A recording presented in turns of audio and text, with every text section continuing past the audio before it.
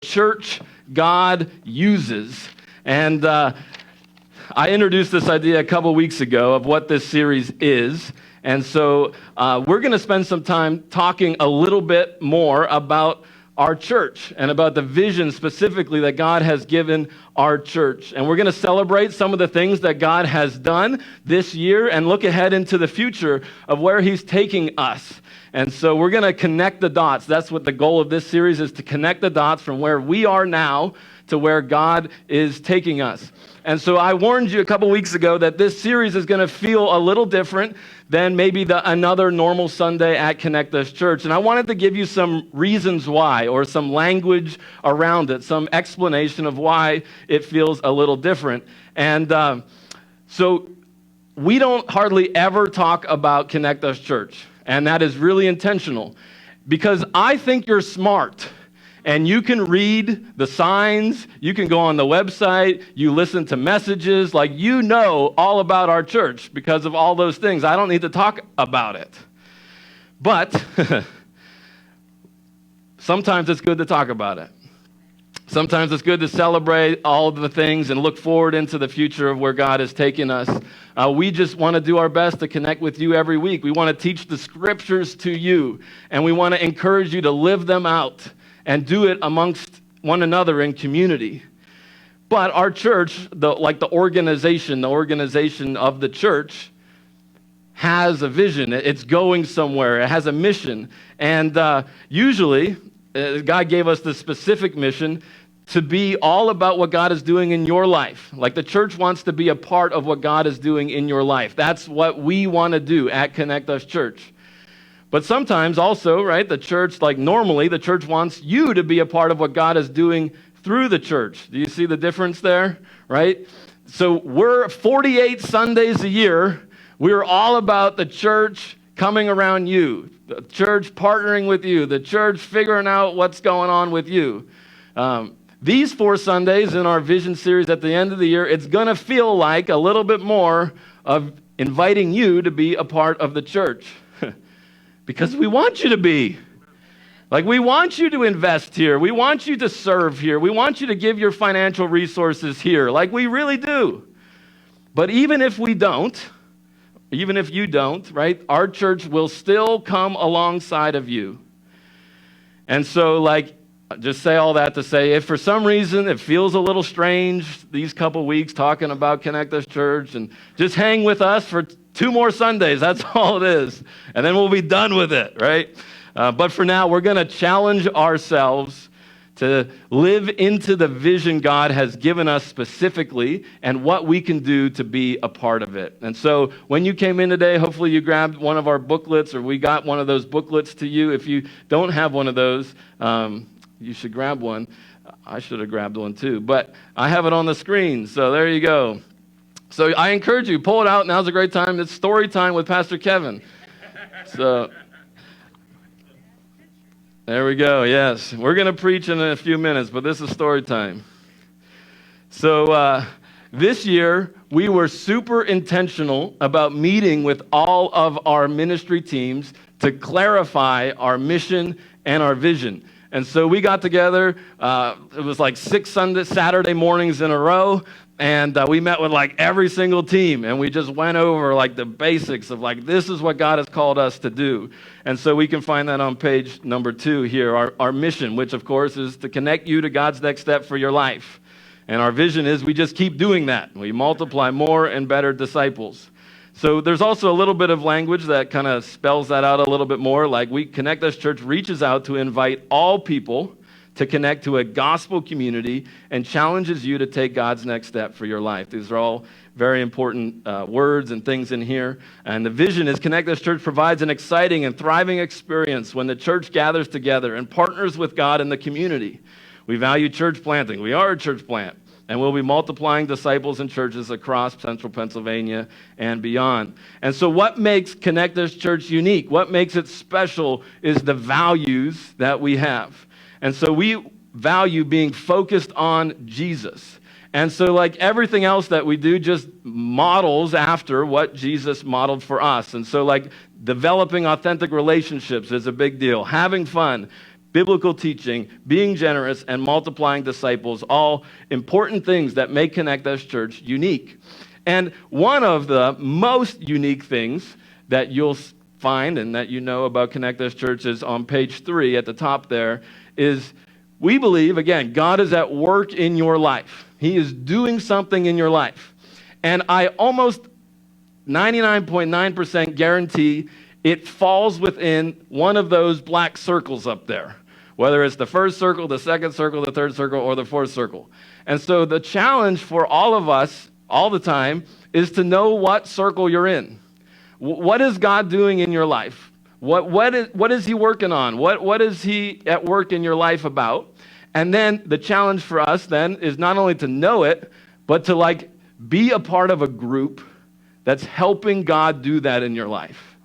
Be a part not only of other people that's walking through that with you, but a leader that's helping you in that. And so if you're in the growth stage, you're like, I just need to learn more about my Bible and grow deeper in my faith and figure out what it means to be a Christian. Or I need to connect with some other people. I need some relationships. I need to get plugged into a small group. I need to get some friends. You need to be involved in Step Up, which meets at 9 o'clock in the morning, and Denny Foreman's been an amazing leader for that group, and so, you got to make it a point to be there. All right, yeah, come on, thank you. And then after the service today, if you're trying to figure out what God's doing in your life as far as your gifts and abilities, where you fit in, how you make a difference, where you serve, you got to be a part of that engage group with Peggy. And so today they're going to be in theater number 4 after the service. And so you just got to make it a point to be there and be a part of that and learn and grow and develop. And then, again, if you're not quite sure what this is all about, that first step is for you. And if you're like, this is old news, I know all this stuff, then that fourth step is for you, where we want to help you develop your leadership abilities and learn how to pass on what you got to the next person. And so we got something for you, and it's just we gotta do that. And it makes Connect Us Church really unique. And if we do this, if we accomplish our mission, if we accomplish our vision, then if you turn to the next page, page 4 and 5, these are the big, what's coming up in the future phases, growth phases. And so there's a lot of information in here, and I just want to go through it and explain some of these things. So right now, we're on page number 4, and this is phase 1. We're settling into our phase 1 of our church plant. And in this room, it holds about 85 people, and that's just based on science of people and church statistics and things like that. So about 85 people can fit in here and in this building on a Sunday. And then we've actually hit that number 5 times in the last 3 months. So that's pretty awesome. Yeah, that's pretty awesome. Then there's the financial, there's people, and there's ministry elements. And so financially, we've been operating on about an $8,000 budget every single month for the last 2.5 years or so. And it's been working great. So you're like, where does our money go? Well, you see, 50% goes to our staff, 25 goes to a building, 25 goes to doing the mission. And if you go to any growing church in the country, that's basically what they do. And so that's what we are fighting for and working towards. And so you can see that our monthly giving average for this year has been about $6,000. And so you're like, oh no, well, that's bad. We're $2,000 under. It's well, sure. But that's why we don't tell you those numbers all the time, because it does look bad. But there's more to the story. There's more. What we're doing, and this takes just a second to explain, is when we talk about finances here at Connect Us Church, we talk about how we want to encourage all of us to plan. So we talk about it. It's not weird. We just talk about it. We plan for it. We make it a priority. So people here, you, some of us, they're we're going to give to the church, before anything else. We're just going to do it. And then you have to ask the question, okay, well, how much do I give? And so they give a percentage. And so they look at their income and they say, okay, I want to give 9% of everything that I make on my paycheck, and I just give it to the church. And so the people that plan, the people that make it a priority, and the people that give a percentage, they give roughly about $6,000, $7,000 a month. So thank you for doing that. That's amazing. And so we operate like our normal monthly giving, our normal monthly rhythm off of those numbers. But now you know, like we're in a season where we do our big end of the year offering. And so over the last couple years, people have given to this end of the year offering. And roughly every year, the last couple years, people have given, you have given about $25,000 every year. And so we don't operate off of that. That's to help us grow and move into the next phase. And so if you're like, oh no, we're $2,000 under our monthly budget. So what? Right? We got a lot of extra money saved up to help us bridge that gap. And so we want to, of course, increase our monthly giving. And I'll tell you about that. Well, actually, I'll tell you about that right now. Last month, we did hit that 8,000 number. So that's awesome. Yeah. That's a big deal. That's a big deal. So we're right there. With people, we're right there. With finances, we're right there. When we think about our staff and our volunteers, we got great teams. We got, needs on all of our teams. We could have another person in kids ministry, another person greeting, but we're roughly right there. And then as far as our services go, we've invested a lot in developing and raising up leaders this year, which has made it a big, big deal. And so that's been really helpful. And so we're almost there in phase one. We're there. We're basically there. And so what's next? What do we do? We just say, okay, this is it. This is done. We're fun. We're finished. Right? No, of course not. There's another phase 2.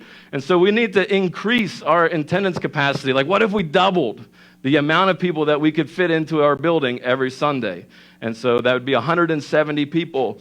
And then utilizing more spaces and more theaters would be the way to do that. Also increasing our giving, of course, and our staff. Adding Pastor Dustin is a big step into this next phase.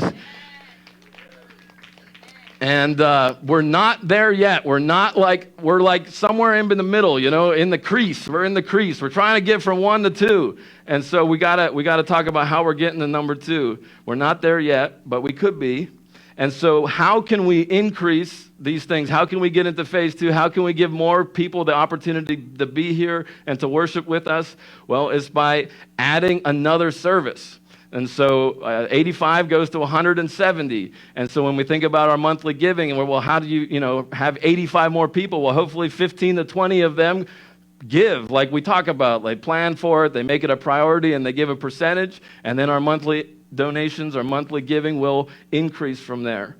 And then our ministry, or our staff, of course, adding Pastor Dustin, will need twice as many volunteers to do another service. Doing this 2 times on a Sunday would be awesome. And so, we need about 10 more kids ministry volunteers. That's the big deal, yeah. Alicia's we need your help. We do. We need your help. We're having a baby here soon. So somebody got to hold my baby. I can't preach and hold my baby at the same time. So, yeah, but that's probably the biggest need in order to create more spaces. We just need some people to say, hey, I can serve in our kids ministry once a month or, whatever. That would be a huge, huge help and a huge thing to do. But again, there's other things. We're not just creating another service for the sake of more people being able to attend. That's not why we're doing that. We're creating another service so that there are more opportunities for connection. So if you look around, and how many people are in this room, and I get to look at all of you, right? That's cool. I can't talk to all of you this morning. I wish I could, but I can't. And so I get to talk to a few people every Sunday. That's awesome. But what if I had twice as many opportunities to talk to people? Then I'd be able to talk to twice as many people, right? And the same for you. You'd be able to talk to twice as many people as you do right now. I get to do popcorn with the pastor twice. I love that. I'll be eating all the popcorn in the world. But that'll be awesome. Also, we're not just hoping to add or going to be adding another service. If you think about the whole schedule of a Sunday morning, we're going to be adding a 30-minute block of time dedicated for connection. And so between the first service and the second service, we're going to get some good food, and we're going to sit at the tables in the lobby and talk to one another. And it's going to be awesome. And if you think about our schedule right now, like, we don't have time for that. Like, we get in here, we set up, we do the service, and we leave. But like, this 30-minute window is going to be, everything's going to be already set up. We're just going to come in, we're going to chill, we're going to take a breather, and we're going to connect with somebody. And it's going to be awesome. So there's also a lot of good reasons to start a second service, like our kids ministry volunteers. So right now we have a handful of kids ministry volunteers right now. Some of you know what I'm talking about. But if you don't know what I'm talking about, right, these are people that choose not to be on our worship service and choose to hang out with preschoolers or choose to hang out with third graders. You're like, that's great, right? They give up being here to be with them. And so when we add another service, they no longer have to make that choice. They get to be with the kids and be at church every week. They get to never miss the service, which is a big deal. Plus, these are oftentimes our best volunteers. Don't tell them I said that, but that's true. Like, they're like our best volunteers. And they love people, and they invite people all the time to church. But can you imagine? You invite somebody to join you at church, and you walk in with them, and you come right to that door, and you say, okay, hey, sorry, you go in there, find a seat, sit next to some stranger, and I'm going to go in with the kids, and I'll see you in an hour. Right? That's a bad invitation to church. And so this also gives people, our kids ministry volunteers, an opportunity to invite their friends, invite their neighbors, invite their coworkers to come to church and sit with them, and it's gonna be a huge blessing. So adding a second service, we're gonna have more time for connection. It's also gonna create more time and intentionality with our discipleship groups, the ones I just told you about, right? You fit into one of those circles. And so like Denny's group happens right now before the service at 9 o'clock. You're like, I don't want to come in early. I don't want to come in at 9 o'clock. Well, when we add a second service, it'll happen during the first service. It'll happen, so like you'll just be here. So you just go, and afterwards you go to the service. It's great. It's just more time. It's just built into our normal routine and our normal schedule.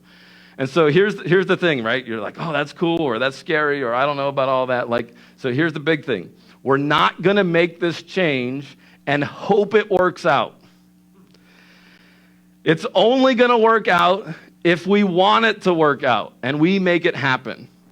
And so at the top of this page, you'll see there's a room for your response. So you can scan that QR code and fill it out, or there's a card that should have fell out of your booklet that you can fill it out. I just encourage you probably don't want to fill out that card today, okay? Like, take it home, pray about it, talk to God about it, ask God what he wants you to do, and then answer it. Like, I don't want this to be a spur-of-the-moment reaction. This is like, God needs to be leading this. There's a level of commitment involved in it. And so, again, you might think, like, this is a lot. Like, this is a lot to think about. Well, you have to remember that about 3 years ago, there was a handful of people that could like fit in this front row right here. And we got together and we prayed and we planned. And then we met in our house for 6 months. And then we launched our church here at the movie theater. And we did something very similar to what we're doing now. Like, we casted the vision for it. We made commitments to make it happen, and then we just showed up and made it happen. And so they were here, this small group of people. They were here to welcome you, to greet you, to connect with you. They used their gifts and abilities. It's amazing. And if that was one of you, like, I love you. It's amazing.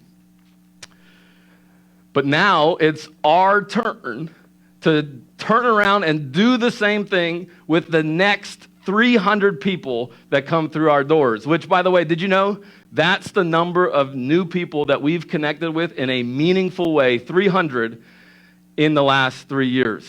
Come on, give it up for that. That's amazing. Yeah. And so, like, in order to do this, again, we have to have that commitment, and we're going to work our way into phase 2. So once we get into phase 2, now some of you, this is an exciting page 6. This is the once we get into phase 2, we can start planning for our building.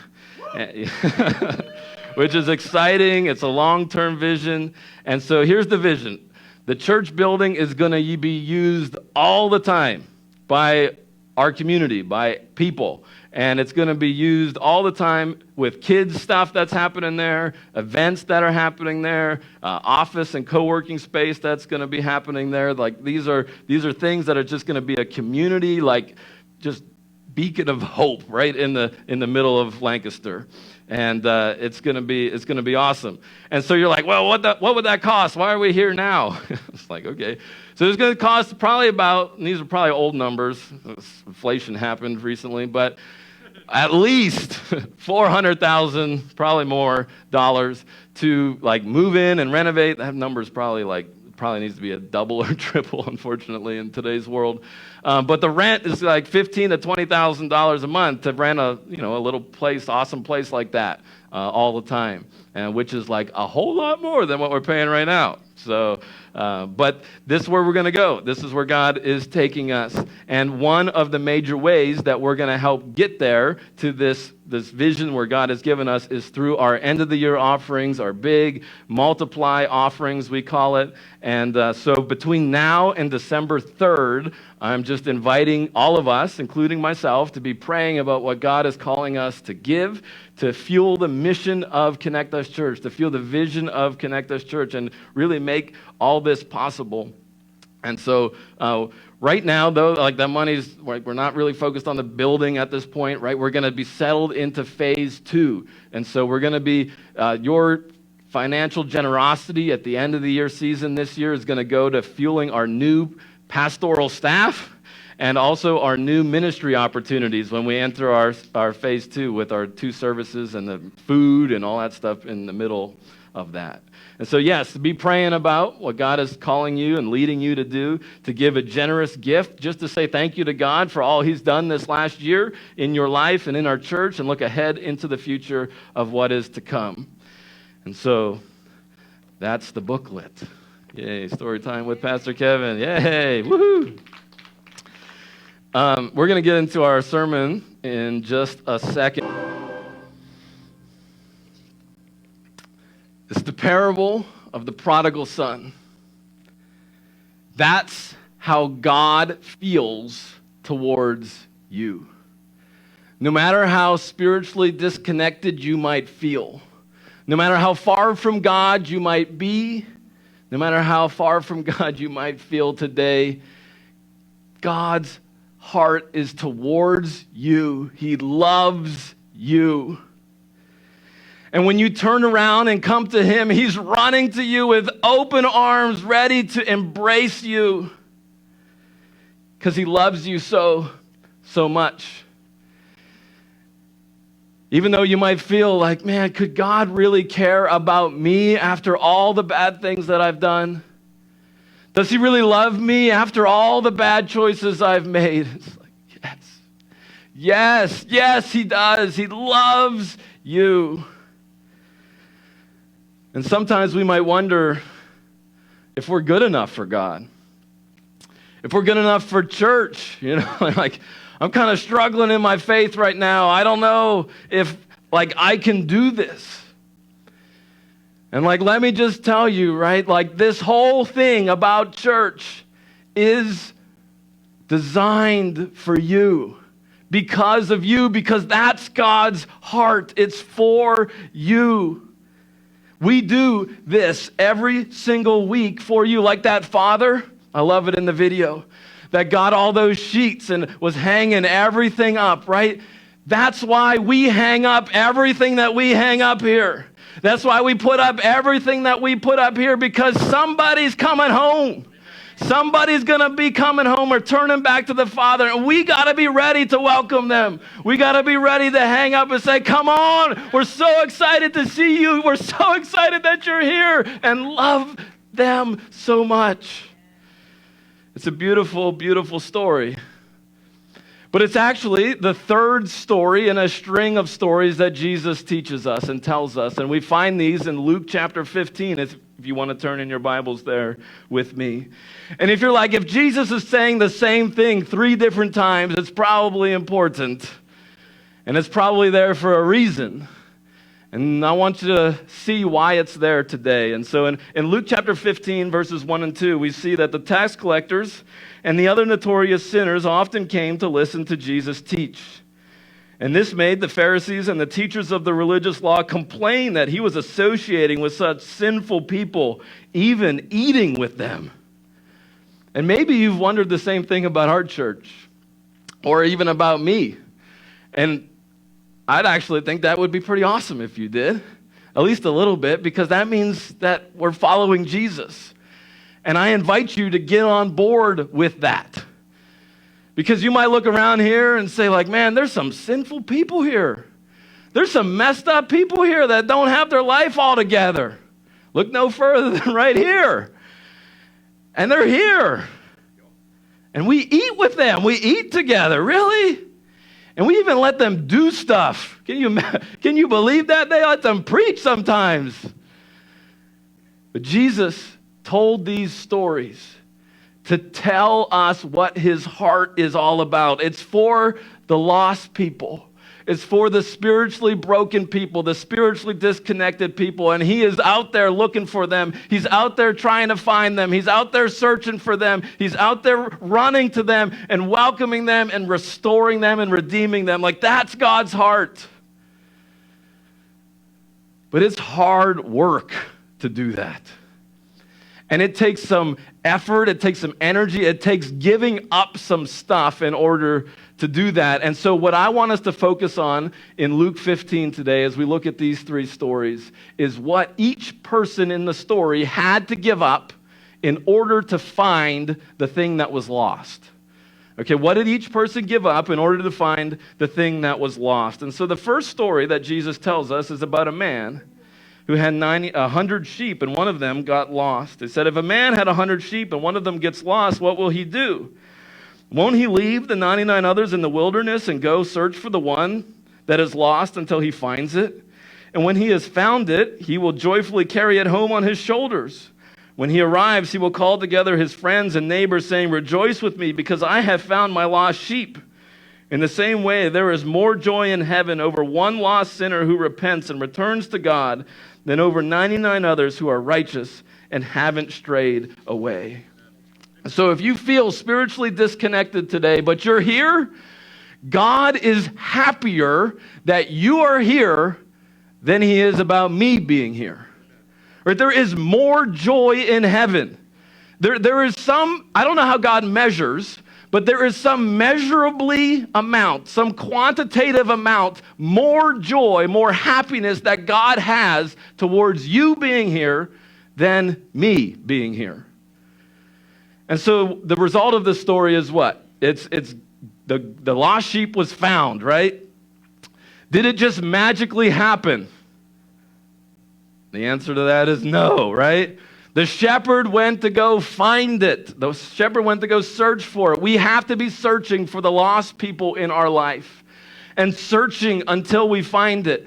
Like, we got like 100 people here. Like, that's a lot of people. But God's heart is for the person who isn't here. It's for the one who was planning to come today and couldn't come. It's for the one that had a hard night last night and literally couldn't wake up this morning. Like, that's where God's heart is. We have to go after them. And so in order to do this and be like Jesus taught us to be, like, we have to give some things up. And so, like, what did the shepherd give up? He had to give up the 99 sheep, didn't he? It's hard to do. Like, 99 sheep have a lot of needs. There's a lot of text messages and a lot of phone calls. It's a lot of feeding to do. It's a lot of cleaning up to do. It's a lot of work to care for 99 sheep, but that one sheep is worth going after. Think about this. If that shepherd lost one sheep a day for 100 days, how many sheep would he have left? 0. Every single one of his sheep are extremely valuable, and they're worth going after. They're worth searching for. They're worth looking for until they find it. And the shepherd finds it, he puts it on his shoulders, and he brings his friends together and celebrates. I love that. So what can we learn? In order to be the church God uses, that's the title of our series. In order to be the church God uses, what can we do? Well, we must be, one, willing to give up, feeling like we can be best friends with everyone a part of the church. Because with 99 people, it's impossible to do that anyway. And so we have to be okay with not knowing everyone, because you already don't know everyone. So we just have to be okay with it. We got to be willing, number two, to feel like we don't have to be especially cared for by the pastor. Like there's going to be some days where you feel more like the 99 sheep that were left in the wilderness to fend for themselves, because the pastor or Pastor Kevin or Pastor Dustin are off searching for the one. You've got to be okay with that. And actually, I encourage you to be more than okay with that, to actually help us do that. Like we should be encouraging each other to go after the one, because that's God's heart. And so if you see me or Dustin hanging out with too many sheep that are always here, like you should say something to us. Say, hey, remember Jesus said you're supposed to be out there looking for the one, looking for the lost one, looking for the broken one, the hurting one. We should be helping each other. And well, I'll do the same thing to you. Sound good? These are not easy things to do, but we must do them if we're going to be the church God uses. But the Pharisees in the crowd that day didn't seem to be getting it. And so Jesus is like, let me tell the story another way. So it's the same story, it's just different. He compares them to a woman. Thought they might listen to that. They're like, you're like a woman. So he says, oh, suppose a woman has 10 silver coins and loses one. Won't she light a lamp and sweep the entire house and search carefully until she finds it? And when she finds it, she will call in her friends and neighbors and say, rejoice with me because I have found my lost coin. In the same way, there is joy in the presence of God's angels when even one sinner repents. So this is a woman, this is about her coins, and you're like, I was searching for like a coin, a dime, a quarter, even a silver dollar, like really? Like, okay, these were special coins. These were in the first century. This was like a wedding ring for this woman that she lost. If you lost your wedding ring, you're gonna look for it, you're gonna search for it, you're gonna try and find it. And so Jesus tells the story that she sweeps the whole house, which again, in my house, we got no carpet. We got, just hardwood floor. And so like you can look on the floor and be like, oh, there's no ring there. I can see. So you're like, why is she sweeping the whole house? Like, is her house like a wreck? Is a mess? What's going on here? She probably had a dirt floor. And when you lose a little coin and it's on the dirt floor, you don't know when you lost it. And people are coming in and out, they're stepping on it. It might have gotten trampled and it might have gotten stuck under a little bit of dirt. It's gone. And so this woman grabs a broom and she is sweeping the whole place. It could be anywhere, literally, and she's sweeping the whole place, trying to move that dirt around, trying to find that coin. And she searches for it until she finds it. She's persistent in it. And so what did the woman give up to try to find the lost coin? She had to burn some oil. She had to expend energy. She had a difficult task to do for a long period of time. She even had to probably get dirty trying to do all of that. And so what must we do as to be the church that God uses? We must be willing to search diligently. Like it's going to be hard work. Like we got to show up early and leave late. It's going to be physically and mentally. We have to invest a lot of energy and thought into this. Like it's not just going to randomly happen. Like the coin wasn't just going to magically pop to the surface one day and be like, oh, there it is. It's so cool. It's not going to, like she literally had to move stuff around. She had to try stuff. That's what we got to do. We got to figure it out. One day it'll pop up. And we must be willing to get dirty.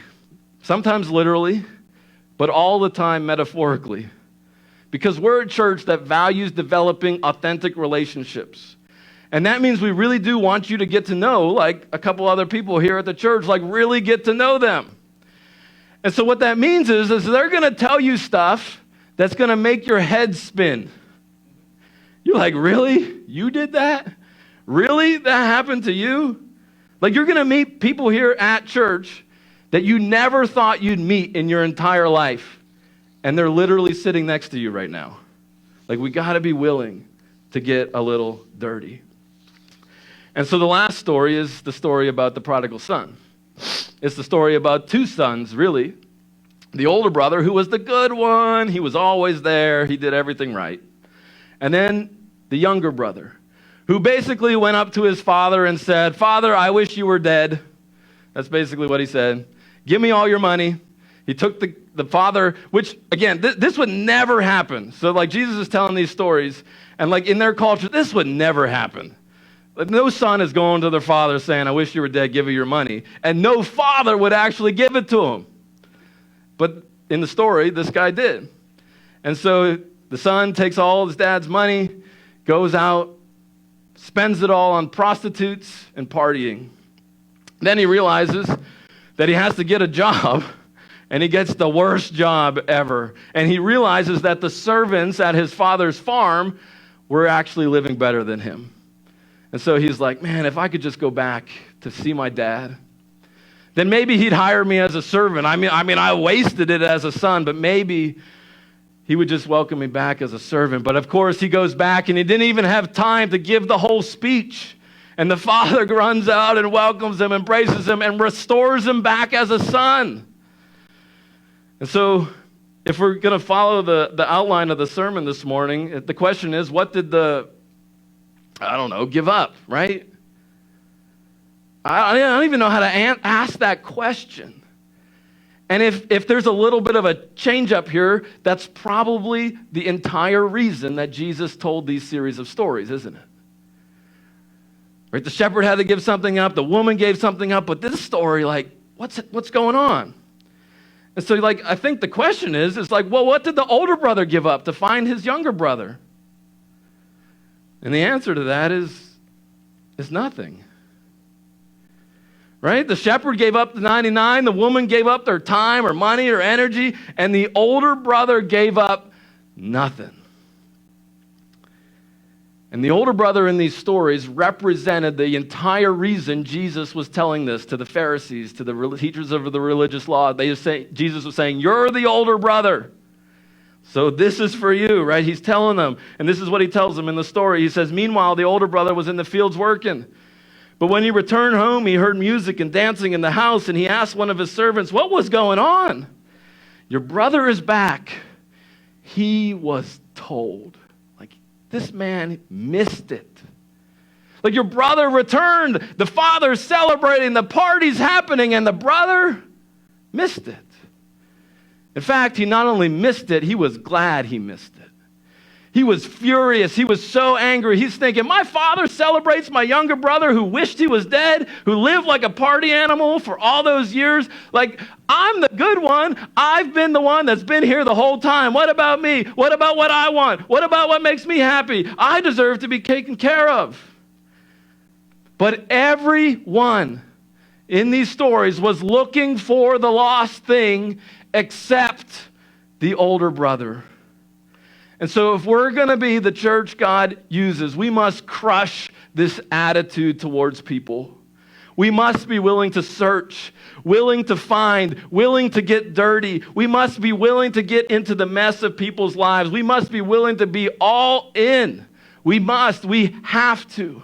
And anything short of this falls short of God's heart. And we're all about God's heart. Living like Jesus lived, loving like Jesus loved. We must do it. We must do it in order to be the church God uses. So God, I pray that you would use us. I pray that you would use our church in an incredible way as we passionately pursue your heart. And as God, as you revealed to us in these stories, that you are so focused on reaching the lost, reaching the broken, reaching the spiritually disconnected. And I pray that we would be the same.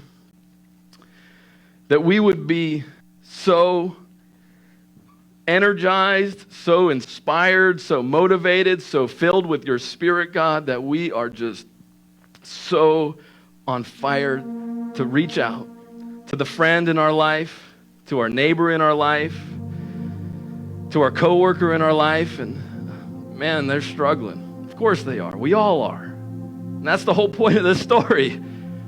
None of us are any better than anyone else. But God, you've called us who understand this and who've chosen to follow you, Jesus, to just reach out to everyone. And it's gonna be hard.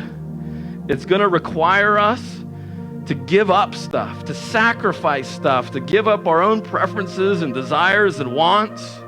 And sometimes it's gonna feel like we're a little left out. And that's exactly the way you have designed it to be, Jesus. So God, I pray that we would be able to do that, that we would be all in, no matter what it takes, to follow you and to do what you have called us to do, Jesus. And I ask that you would help us to do this in Jesus' name.